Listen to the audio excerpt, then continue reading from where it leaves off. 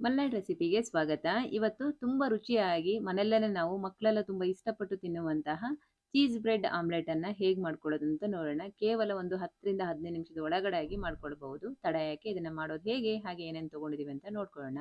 ಮೊದಲಿಗೆ ಒಂದು ಬೌಲ್ಗೆ 3 ಮೊಟ್ಟೆಯನ್ನು ಒಡೆದು ಸೇರಿಸ್ಕೊಂಡು, ಇದ್ರ ಜೊತೆಗೆ ಸ್ವಲ್ಪ ಈರುಳ್ಳಿ, ಹಾಗೆ ಇಲ್ಲಿ 1 ಟೇಬಲ್ ಸ್ಪೂನ್ ಆಗುವಷ್ಟು ಕ್ಯಾಪ್ಸಿಕಮ್ಮು, ಹಾಗೆ ಒಂದು 2 ಟೇಬಲ್ ಸ್ಪೂನ್ ಆಗುವಷ್ಟು ಟೊಮೆಟೊ, ಹಾಗೆ ಒಂದು 2 ಟೇಬಲ್ ಸ್ಪೂನ್ ಆಗುವಷ್ಟು ಎಲೆಕೋಸನ್ನು ಸಣ್ಣ ಸಣ್ಣದಾಗಿ ಹೆಚ್ಚಿಕೊಂಡು ಸೇರಿಸ್ಕೊಳ್ಬೇಕು.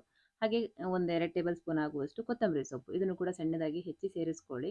ಹಾಗೆ ಒಂದು ಅರ್ಧ ಟೀ ಸ್ಪೂನ್ ಆಗುವಷ್ಟು ಹಸಿಮೆಣಸಿನಕಾಯಿ ಪೇಸ್ಟು, ಅರ್ಧ ಟೀ ಸ್ಪೂನ್ ಆಗುವಷ್ಟು ಧನಿಯಾ ಪುಡಿ, ಒಂದು 1/4 ಟೀ ಸ್ಪೂನ್ ಆಗುವಷ್ಟು ಕಾಳುಮೆಣಸಿನ ಪುಡಿ, ಹಾಗೆ ಒಂದು 1/4 ಟೀ ಸ್ಪೂನ್ ಆಗುವಷ್ಟು ಗರಂ ಮಸಾಲದ ಪುಡಿ, ಹಾಗೆ ರುಚಿಗೆ ಎಷ್ಟು ಬೇಕೋ ಅಷ್ಟು ಉಪ್ಪನ್ನು ಕೂಡ ಸೇರಿಸ್ಕೊಂಡು, ಹಾಗೆ 1 ಟೀ ಸ್ಪೂನ್ ಆಗುವಷ್ಟು ಶುಂಠಿ ಮತ್ತು ಬೆಳ್ಳುಳ್ಳಿ ಪೇಸ್ಟನ್ನು ಕೂಡ ಸೇರಿಸ್ಕೊಂಡು ಮಿಕ್ಸ್ ಮಾಡ್ಕೊಳ್ಬೇಕು. ಇಲ್ಲಿ ನಿಮಗೆ ಹಸಿಮೆಣಸಿನಕಾಯಿ ಪೇಸ್ಟ್ ಬೇಡ ಅಂದರೆ ಖಾರದ ಪುಡಿನಾದರೂ ಹಾಕ್ಕೊಳ್ಬೋದು. ಕೊನೆಯಲ್ಲಿ ಒಂದು 1/4 ಟೀ ಸ್ಪೂನ್ ಆಗುವಷ್ಟು ಅರಿಶಿಣದ ಪುಡಿಯನ್ನು ಸೇರಿಸ್ಕೊಂಡು ಚೆನ್ನಾಗಿ ಈ ರೀತಿ ನೊರೆ ಬರೋ ಥರ ಮಿಕ್ಸ್ ಮಾಡ್ಕೊಳ್ಬೇಕು. ನೀವು ಎಷ್ಟು ಚೆನ್ನಾಗಿ ಮಿಕ್ಸ್ ಮಾಡ್ಕೊಳ್ತೀರೋ ಆಮ್ಲೆಟು ಅಷ್ಟೇ ಫ್ಲಫಿಯಾಗಿ ಬರುತ್ತೆ. ಸೊ ಇದನ್ನು ಪಕ್ಕದಲ್ಲಿ ಇಟ್ಕೊಳ್ಳಿ. ಇವಾಗ ಬ್ರೆಡ್ಡನ್ನು ಟೋಸ್ಟ್ ಮಾಡ್ಕೊಳ್ಳೋಣ. ನಾನಿಲ್ಲಿ ಕಬ್ಬಿಣದ ತವ ತೊಗೊಂಡಿದ್ದೀನಿ, ನೀವು ಬೇಕಾದ್ರೆ ನಾನ್ ಸ್ಟಿಕ್ ಆದರೂ ತೊಗೊಳ್ಬೋದು. ಇದಕ್ಕೆ ಸ್ವಲ್ಪ ಎಣ್ಣೆ ಅಥವಾ ಬೆಣ್ಣೆಯನ್ನು ಸವರ್ಕೊಳ್ಳಿ. ನಾನಲ್ಲಿ ಎಣ್ಣೆ ಸೇರಿಸ್ಕೊಂಡಿದ್ದೀನಿ, ನೀವು ಇಷ್ಟ ಇದ್ದರೆ ಬೆಣ್ಣೆನಾದರೂ ಸೇರಿಸ್ಕೊಳ್ಬೋದು. ಇದನ್ನು ಈ ರೀತಿ 1ರಿಂದ 1.5 ನಿಮಿಷ ಈ ರೀತಿ ಫ್ರೈ ಮಾಡಿಕೊಂಡ್ರೆ ಸಾಕು. ಸ್ವಲ್ಪ ಬಣ್ಣ ಬದಲಾದಂಗೆ ಆಗುತ್ತೆ, ಹಾಗೆ ಮೇಲೆ ಕ್ರಿಸ್ಪಿ ಆದಂಗೆ ಆಗುತ್ತೆ. ಸೊ ನೋಡಿ, ಈ ರೀತಿ ಬಣ್ಣ ಬಂದರೆ ಸಾಕಾಗುತ್ತೆ. ಸೊ ಇದನ್ನು ಎತ್ತಿಟ್ಕೊಳ್ಳೋಣ. ನಾನಿಲ್ಲಿ ಎಡ್ಜಸ್ಸನ್ನು ತೆಗೆದಿಲ್ಲ, ನೀವು ಬೇಕಂದರೆ ಬ್ರೆಡ್ಡಿನ ಎಡ್ಜಸ್ಸನ್ನು ತೆಗೆದುಬಿಟ್ಟು ಕೂಡ ಬಳಸ್ಕೊಳ್ಬೋದು. ಮತ್ತೆ ಸ್ವಲ್ಪ ಎಣ್ಣೆ ಅಥವಾ ಬೆಣ್ಣೆಯನ್ನು ಈ ರೀತಿ ನೀಟಾಗಿ ಸವರ್ಕೊಳ್ಬೇಕು. ನಾನು ಎಲ್ಲ ಕಡೆನೂ ಎಣ್ಣೆನೇ ಸವರಿದ್ದೀನಿ, ನೀವು ಬೇಕಾದರೆ ಬೆಣ್ಣೆ ಸವರ್ಕೊಳ್ಬೋದು.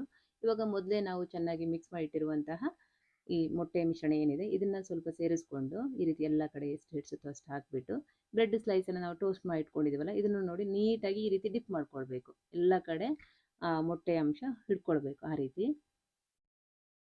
ಈ ರೀತಿ ನೀಟಾಗಿ ಡಿಪ್ ಮಾಡ್ಕೊಳ್ಳಿ.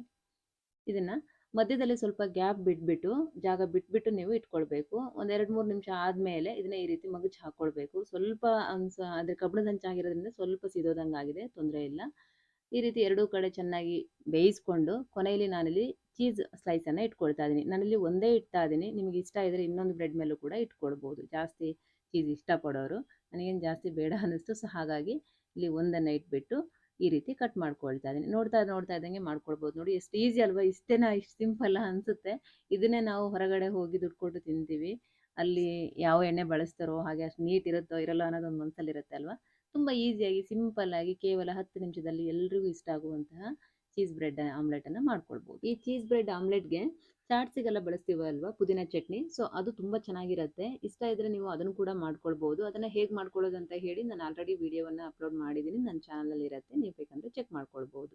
ಈ ರುಚಿಯಾದಂತಹ ರೆಸಿಪಿ ನಿಮಗೆಲ್ಲರಿಗೂ ಇಷ್ಟ ಆಯಿತು ಅಂದ್ಕೊಳ್ತೀನಿ. ಇಷ್ಟ ಆದರೆ ಒಂದು ಲೈಕ್ ಮಾಡಿ, ಹಾಗೆ ಚಾನಲ್ಗೆ ಹೊಸಬರಾಗಿದ್ದರೆ ಸಬ್ಸ್ಕ್ರೈಬ್ ಆಗೋದನ್ನು ಮರಿಬೇಡಿ. ಮತ್ತೊಂದು ಒಳ್ಳೆ ರೆಸಿಪಿಯೊಂದಿಗೆ ಸಿಗ್ತೀನಿ. Thank you.